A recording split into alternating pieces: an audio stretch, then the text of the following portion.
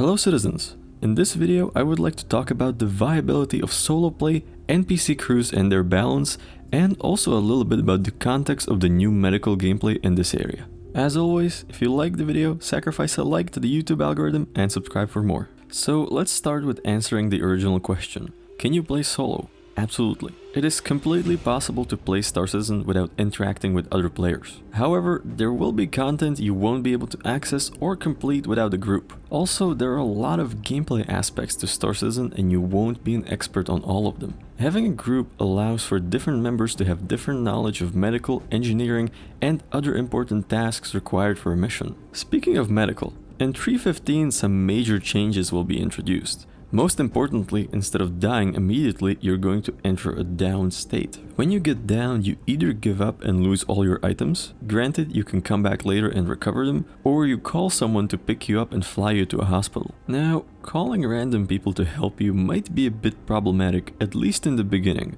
There will be some people abusing the health beacon system just to kill or kidnap helpless people, so it might be risky to call for help. And there will also be some people that will trigger the help beacon just to set up ambushes on the rescuers. But I think that some of this will be prevented by reputation and possibly the law system. Obviously, this is actually valid emergent gameplay, but it might take some time before proper search and rescue groups form and become fully operational. So in that early period, it might be more beneficial to have a group so you can call someone you know and trust to come and get you.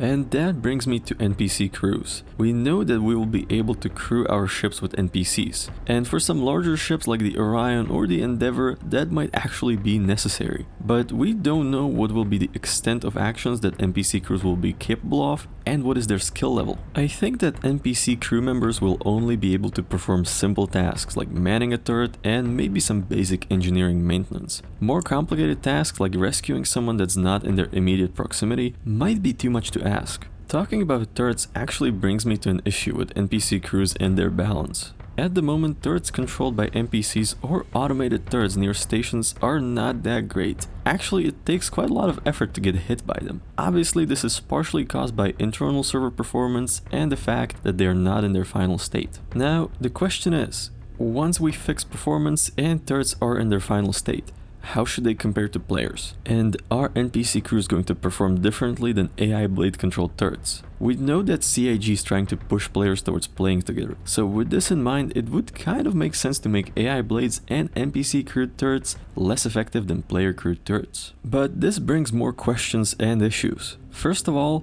how effective are player crewed turrets? And more importantly, what is the metric by which we measure the efficiency of a turret gunner? I think the most straightforward solution would be calculating the percentage of shots fired from a turret that actually hit their intended target. Now, of course, I think when hiring crew or buying AI blades, there will be multiple options with different levels of skill and efficiency and increasing cost. However, I think it's fair to assume that hiring a player to sit in your turret will be more expensive than hiring an NPC. I think so because CIG will need to make NPC crews accessible regardless of how much money players want to get paid. And because players will always inflate their own price because they want to get paid more than NPCs. And also because the income from being a crew member needs to match the income a player could make on their own in the same amount of time. Also, players have a high variation in how much skill they can offer, while NPCs will be more or less consistent. Also, I think that supply and demand will play a role in the cost of player crew. Players that want to crew are a small fraction of the entire player base, and there simply are not enough of them to crew all the ships that will need crew. Unfortunately for solo players, Star Citizen was designed to almost require playing with other people. However, due to the lack of availability of player crew, a lot of people will need to hire NPCs to man the turrets, for example, and leave the more complicated roles to players. Ultimately, I think that most ships will have a combined player and NPC crew. Basically, enough NPCs to operate the ship without any other players, but leaving enough room for your friends to join. I also think there will be an option for you to drop off NPC crew at the landing zone when you don't need them and pick them up when you do. With that being said, that's it for tonight. What do you think? Do you play solo or in a group?